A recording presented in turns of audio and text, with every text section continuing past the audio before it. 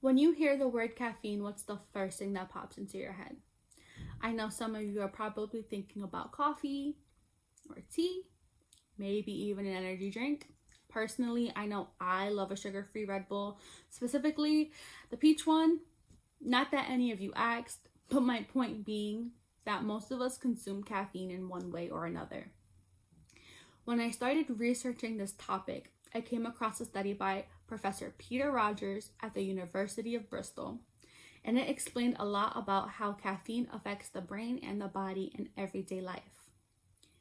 It showed me that even though caffeine is part of many people's routines, there's a lot happening behind the scenes that most of us don't think about. Today, I'm going to explain what researchers have found about caffeine's effect on the brain, the body, and our mood. Let's begin. The first place caffeine goes is straight to the brain after consumption. It blocks a chemical called adenosine, which is the chemical that makes you feel sleepy. When adenosine is blocked, the brain doesn't receive the time to rest signal, which is why people will feel more awake and focused. According to Professor Rogers, caffeine can improve attention and reaction time, especially when someone's already tired. He also explains that regular caffeine drinkers don't usually get a boost. What they're getting is their body going back to its normal state from caffeine withdrawal.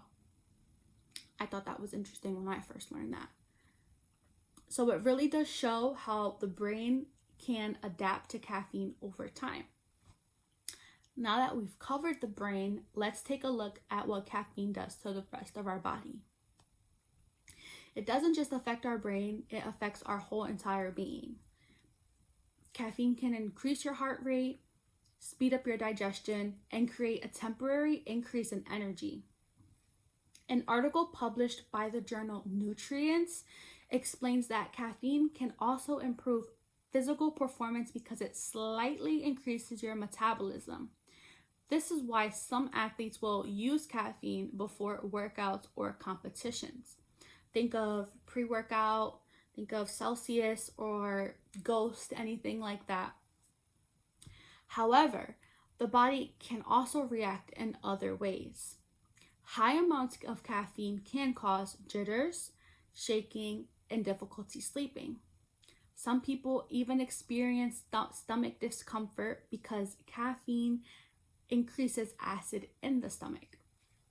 These reactions show how the body responds differently depending on the amount consumed and the person's sensitivity.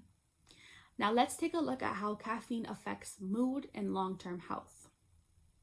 Caffeine has a noticeable impact on mood. Smaller amounts can increase alertness and improve your overall mood, while larger amounts may increase feelings of anxiety or stress, especially for people who are more sensitive to caffeine. A study by Lieberman and his research team looked at caffeine in situations involving sleep loss. They found that caffeine helped people stay focused, but it also showed that people can become dependent on it. This is why some individuals will experience headaches or irritability when they don't have their caffeine of the day.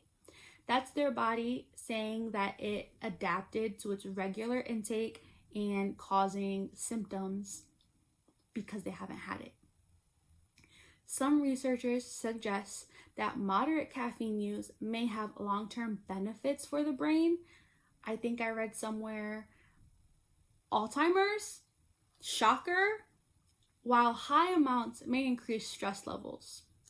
These findings highlight how caffeine's effect can vary depending on the amount and the individual. Now that we've looked at the brain, the body, and the mood, let's recap. Caffeine is something many people consume daily, but there's a lot happening in the body each time it's used. Caffeine affects the brain by blocking the chemical that it signals tiredness. It affects the body by increasing energy and physical responses. And it affects the mood by influencing alertness, stress, and how people feel throughout the day. Understanding these effects explains why caffeine plays such a big role in everyday life. I hope you learned something because I learned something, and thank you for watching.